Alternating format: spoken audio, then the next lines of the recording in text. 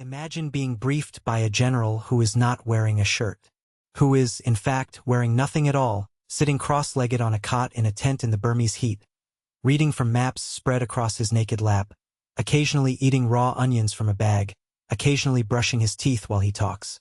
His personal hygiene having never settled on a consistent schedule. This is how several of Orde Wingate's officers described their first meeting with him in the jungle camps of India in 1943. This is also, they would discover, not the strangest thing about him. The strangest thing about Orde Wingate was that he was right. Orde Charles Wingate was born on the 26th of February, 1903, in Nainital, India, where his father was serving in the Indian Army. His parents were Plymouth Brethren, a strict, evangelical Protestant sect, fiercely Old Testament, deeply suspicious of worldly ambition and material comfort. The Bible was read aloud every night. Prayers were long. The faith was total. Wingate absorbed this completely and spent his entire adult life in a relationship with the Old Testament that most people in the British Army found difficult to understand. He thought of himself, without apparent irony, as an instrument of divine purpose. He chose his campaigns partly by their resonance with biblical narrative. He named his Ethiopian operations after Gideon.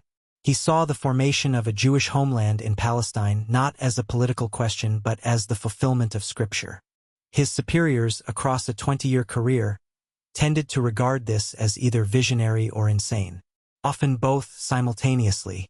His first significant posting was to Palestine in 1936, where the Arab revolt had made British administration of the mandate increasingly dangerous. Arab guerrilla groups were attacking Jewish settlements and British installations throughout the territory. The conventional military response, patrols, checkpoints, reactive policing, was demonstrably failing.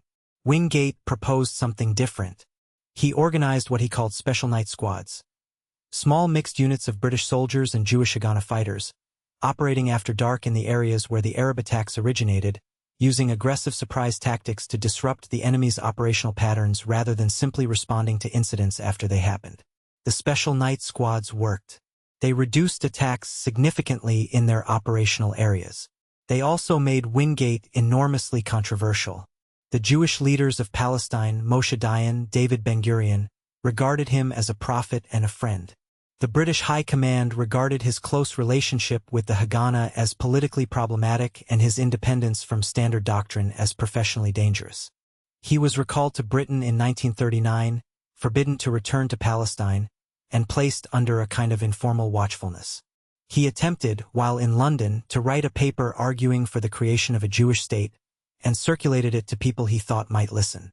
He was told formally to stop. He did not stop. He simply moved on to the next thing the war put in front of him. The next thing was Ethiopia. Italy had occupied Ethiopia since 1935, expelling the Emperor Haile Selassie. When Italy entered the war on Germany's side in 1940, the British resolved to help Selassie reclaim his country. The problem was resources. Britain was stretched thin across every front.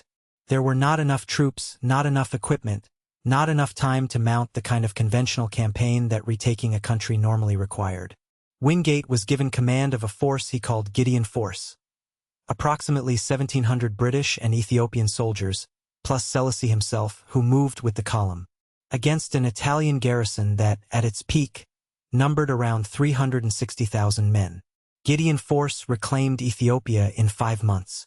Wingate did it through relentless mobility, aggressive psychological warfare, and the deliberate cultivation of the impression that his force was much larger than it was. He moved his column at night, struck isolated Italian outposts before they could reinforce, and captured Italian officers and used them to broadcast, correctly, that the emperor himself was in the field against them, which destroyed the collaborator government's claim to legitimacy. When Haile Selassie re-entered Addis Ababa in triumph in May 1941, Wingate rode beside him. The conventional military response to Wingate's success was, essentially, to ignore it. The Ethiopian campaign was seen as a sideshow. The unconventional methods were filed away without interest. Wingate, predictably, was not filed away. He collapsed physically and emotionally after Ethiopia. He had driven himself past exhaustion through the campaign and into a depression that the medical records describe carefully and his personal letters describe with a raw honesty that makes difficult reading. In the summer of 1941, in a Cairo hotel room, he attempted to take his own life. He was found. He recovered. He was sent back to Britain. And then, in 1942, with the war in the Pacific going catastrophically wrong, he was sent to India. The Burma campaign was a disaster. The Japanese had moved through the peninsula with a speed and a jungle fighting ability that the British had not believed possible. By the spring of 1942, Burma was lost. The British Indian Army had retreated into India, exhausted and demoralized.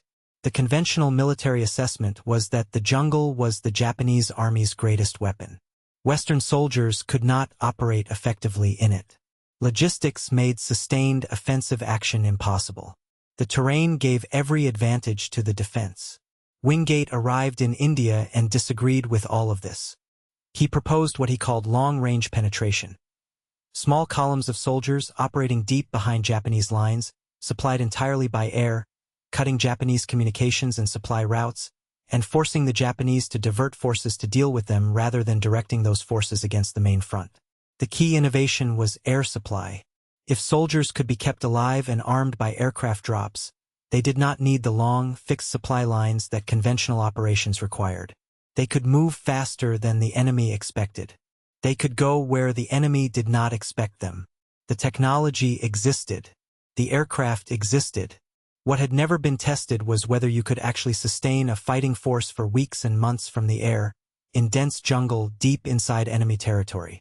Operation Longcloth, launched in February 1943, was the test. 3,000 men crossed the Chindit River into Burma. They were organized into columns of roughly 400 men each column self-contained, each supplied by airdrops coordinated by radio. They marched over 1,000 miles through the jungle. They cut the Mandalay-Myitkyina Railway at multiple points, disrupting Japanese supply lines. They fought dozens of engagements, some small, some serious. They demonstrated, repeatedly, that Western soldiers could operate and fight effectively in the Burmese jungle if they were trained, disciplined, and led. The operational results were mixed. Of 3,000 men who crossed the Chindit, only 1,800 returned. Of those, only 600 were fit for further action. The railway cuts were repaired within weeks by Japanese engineers. The direct military impact was limited, but the strategic impact was enormous.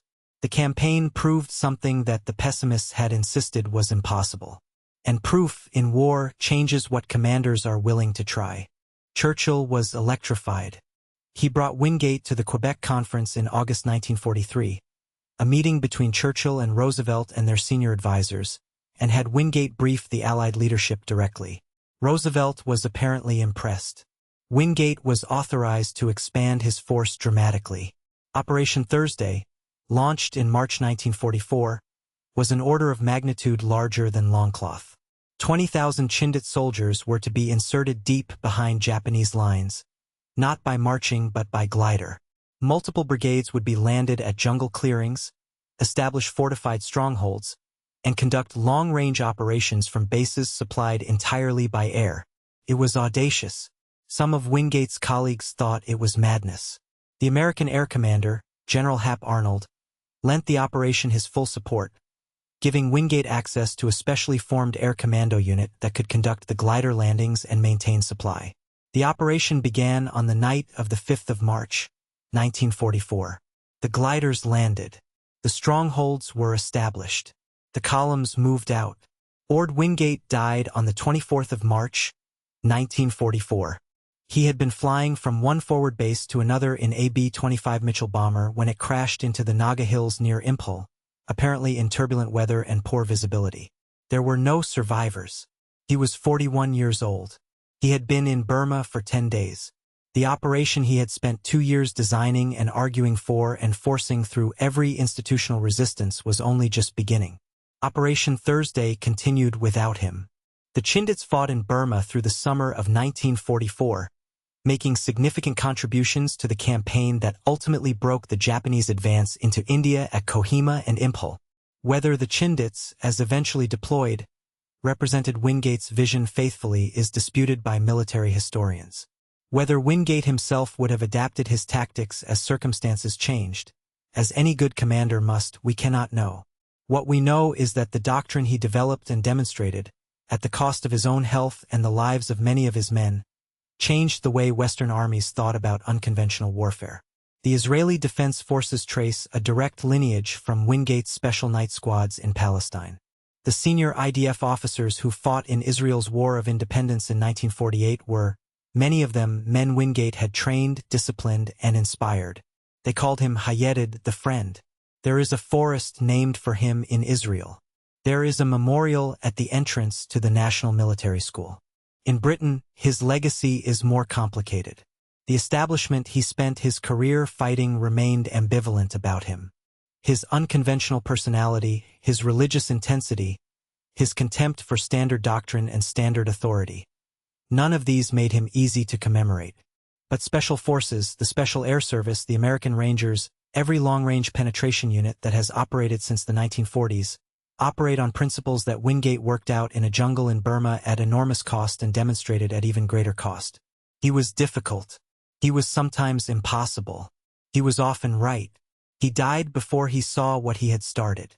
But the Chindits who marched back through the jungle, the columns supplied by air dropping through the tree canopy, the radio operators calling in resupply over mountains and rivers and enemy territory, they knew what they were doing. They were testing an idea. They were proving it. They were changing how wars would be fought for the rest of the century. If this story moved you, subscribe to follow the Untold Front. New stories every week.